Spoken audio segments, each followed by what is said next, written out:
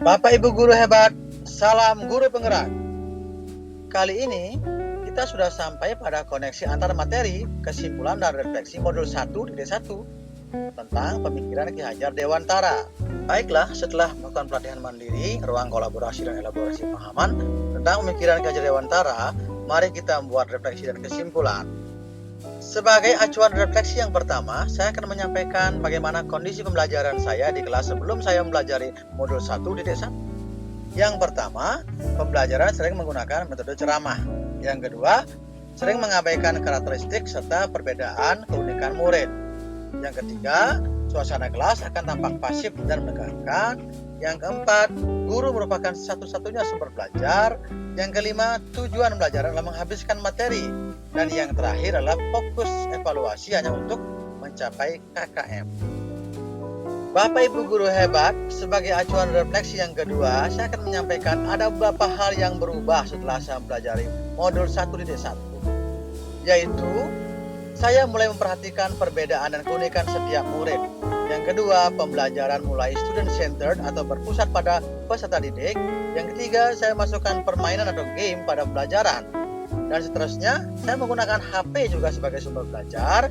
Saya membuat materi pembelajaran dengan materi kontekstual kehidupan siswa sehari-hari, pembelajaran yang berpihak pada murid, dan asesmen atau penilaian saya lakukan pada proses pembelajaran. Sebagai refleksi yang ketiga, saya akan menyampaikan hal-hal apa yang dapat segera saya lakukan, saya terapkan di kelas saya untuk mencerminkan pemikiran KHD. Sesuai konsep ingat sesung tulodo, saya akan berikan salam lebih awal kepada siswa, di mana sebelumnya siswa akan memberikan salam kepada kita lebih awal. Nah, yang kedua, kita akan memberikan pemahaman tentang pentingnya nilai sosial budaya yang dimiliki oleh masing-masing tempat siswa. Selanjutnya, saya akan memimpin pembelajaran dengan bakat dan minat siswa, mengakomodir perbedaan karakter dan keunikan setiap murid, menuntun murid memahami perubahan zaman, memasukkan nilai P5 pada setiap kegiatan, berkolaborasi dengan teman sejawat untuk secara jujur dapat menilai pembelajaran saya serta sebagai bahan evaluasi pembelajaran. Bapak Ibu guru hebat, kita sampai pada kesimpulan.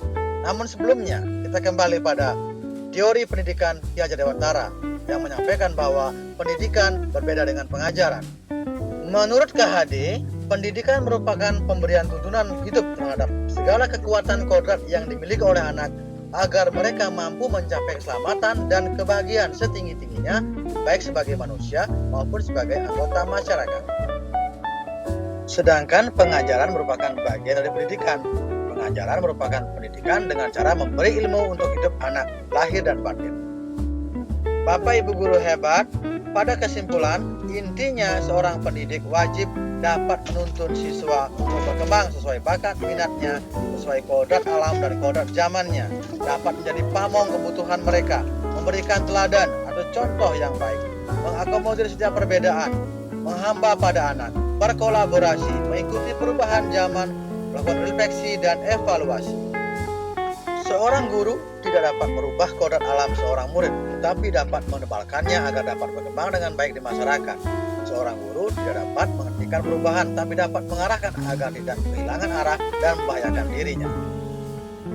Bapak Ibu guru hebat, sekian refleksi dan kesimpulan koneksi antar materi modul 1.1. Semoga bermanfaat. Terima kasih. Salam guru penggerak.